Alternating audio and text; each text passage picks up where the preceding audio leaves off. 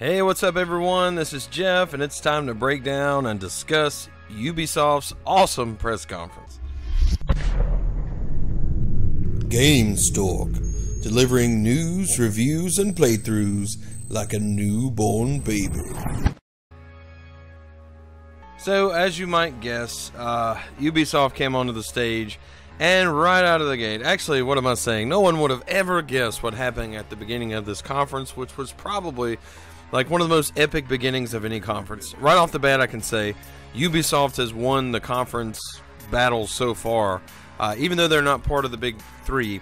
I will be doing a podcast at the conclusion later this week. It'll be probably around Friday when it will come up, where I'll have one of my buds on, and we're going to talk and figure out who won Ubisoft. It'll be about an hour and a half. We're giving 30 minutes to each conference. And then we'll talk through each one of them and see which one took it, which one wins, right? But right now, Ubisoft had a very strong conference. Oh my goodness, was this thing amazing. And we're just going to work through in no particular order. But I am going to start out with Mario plus Rabbids Kingdom Battle. This is a game that people initially, like when this thing leaked, everybody was like, oh no, why? Why? And they were just like shouting to the heavens, why in the world would this happen? There are so many other games that we want more, and so many other games of this. And man, this is Mario, XCOM as a Mario game. This is Disgaea as a Mario game. Plus so many other things, plus humor, plus charm and charisma and all the things that you'd want in a game. And it's so good that Miyamoto himself walked up onto the stage to show the legitimacy of this game. Now, I'm telling you, that's not a small deal. The fact that Miyamoto went up on that stage for this game is a huge deal. That means that he likes this game, he loves it. It's not some forced licensing thing that Nintendo's having to do because they're, just desperate for more games. This is something that's going to be really good. And that preview and the gameplay and the battle mechanics, they look really fun and challenging and great. And I can't wait to get my hands on it. Now, the presentation itself, I would really love to have those blasters that they were holding to hang right here in my office on the wall. Maybe I'll just carry them around and, just pretend to blast everything. I think that would be a lot of fun. Either way, this was an amazing beginning to a very, very good conference. So then after that, not too long after, we saw more of Assassin's Creed Origins. And Assassin's Creed Origins is like, this seems to me like a return to form plus, just like, I can't even put into words how excited I am about this game. I am a huge, huge Assassin's Creed fan. And this game is just, it looks so good. It's like a return to form. They're adding boss battles, which I'm kind of, I don't know. I don't know where I'm at on the boss battle thing yet, okay? Because the allure of the original Assassin's Creed for me was sneaking, trying to get out of somewhere. That was the challenge. Because when you go in and you would assassinate someone, it wasn't the assassination that was the hard part, it was escaping alive that was the hard part.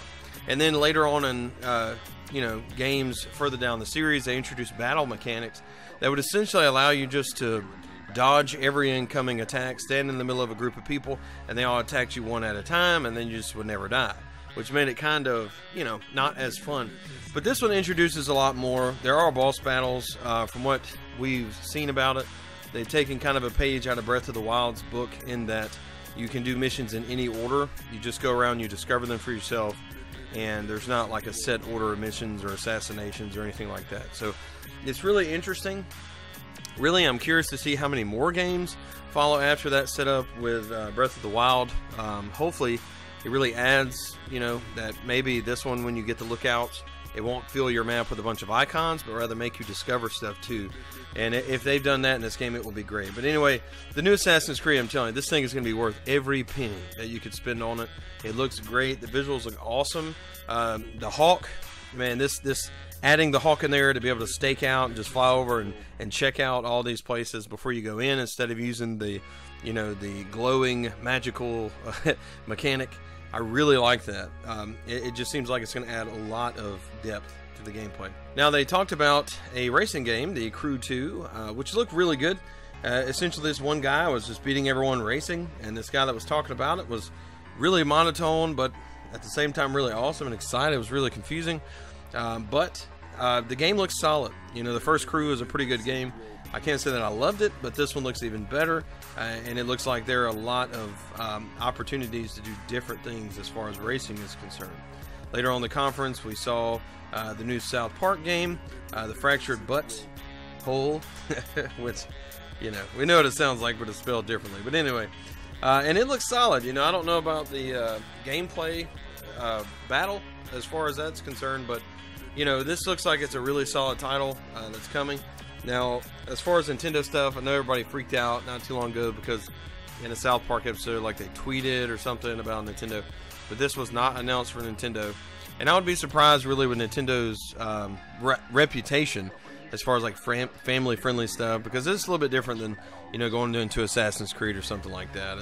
It's like meaningfully and purposely as offensive as possible. So I don't know necessarily that this would come to a Nintendo platform, but you never know, it could. We saw this game called Skull and Bones then, which is pretty much the the people behind the naval battle scenes in Assassin's Creed Black Flag. I guess they loved them so much that they wanted to make a game out of it. So this game is pretty much just the ship battles from Assassin's Creed. I don't mean to sound negative. It looks really good. They showed a demo of 5-on-5 gameplay where, you know, they were battling this thing out and, you know, trying to get the most loot. And it wasn't about destroying the other people. It was literally about getting the most loot, which to me was, you know, pretty awesome in itself. I'm not so sure about the game, though. I don't know if it's going to hold out in the long run, but you never know. You really never know. It could be absolutely great, and I could just be not giving it enough credit. They talked about Starlink Battle for Atlas. This game looks really cool. It's, you know, you buy toys essentially that latch onto your controller that become pieces of ships that you fly around and travel through space and do different things. They didn't really reveal a ton of the gameplay, but to me it reminded me a lot of quite a few other space exploration games, and it looks really solid. I'm really excited about this, and I love the shout out during the thing. He ended this presentation with, "And take this with you on the go thanks to the power of the Nintendo Switch." And I was like, boom, baby. Really exciting. Finally, like, this is the first one where they have announced across all consoles, and they've said, you know, you can get this anywhere else, but if you want to take it with you, you can get it on the Switch. You know? And I think in the future, and maybe not right now, but in the future, this is going to be the case in a lot more situations. It's going to be the question, what's more important to you, sitting home and doing the 4K thing, or taking this with you on the go? Now, don't get me wrong, I'm stoked about some 4K gameplay everywhere. You know, there's a place in my life for Xbox, and there's a place in my life for Sony, and there's also a place in my life for Nintendo. But the thing is if, you know, if I'm a person that's on the go a lot, then it makes more sense for me to get the Nintendo copy of this. If I'm a person who has 3 kids who take over TVs throughout the house, right? And I want to continue playing this regardless of what I'm doing or where I'm at, holding it right there in my hands, Nintendo is the viable option. That doesn't mean that the 4K and all that stuff's not going to be awesome. I'm still, you know, I still purchase plenty of that, and I'm excited about it. Which this game, I doubt this game's going to matter in 4K. I just mean as far as like other games in the future. So this game called Transference, with Elijah Wood in the preview, is kind of like this freaky game. That's this trippy thing. They didn't reveal a lot about it, but it looked kind of cool as well. They announced the next season of Steep coming out. They didn't mention the Nintendo Switch version of Steep. We do know that's coming, and I was expecting a release date or any amount of information for that, but I didn't see it, and I also haven't checked their website or anything as of this moment. So there are 2 big ones I'm going to end off with here, and the first of the 2 is Far Cry 5. You know, they came out. This guy was like essentially the doppelganger of Bill Goldberg from the WWE. Was, you know, introduced this game in a very awesome way. This guy was super awesome. Like, I'd love to high five him after this because he's just a cool dude. But this game looks really good. It looks really solid. It seems very, it's going to pull you in. It seems like it's something that you'll connect to since it's right here in the US, and it's really just kind of off the wall crazy. I wish we would have seen more of the game and more gameplay, but it does look really good. Far Cry 5 looks very solid, and it looks like it's going to do justice to the entire series. Like, I don't think we'll be let down. I didn't mention Just Dance, but guys, Just Dance is coming. Okay, so that's not the other one. I just want to throw that in there because I did forget it. But we know Just Dance is coming all the time, everywhere, and some sect of people keep buying that. I don't know who it is, but a lot of people buy that. That's a very good selling game. Okay, and last but not least was the trailer that made me tear up. A trailer that made me emotional. A trailer that almost overwhelmed me with how awesome it was. And then it doubly, you know, worked in to do that once I saw the developer come up on stage and almost begin crying because of what this game means to him and what this game means to us.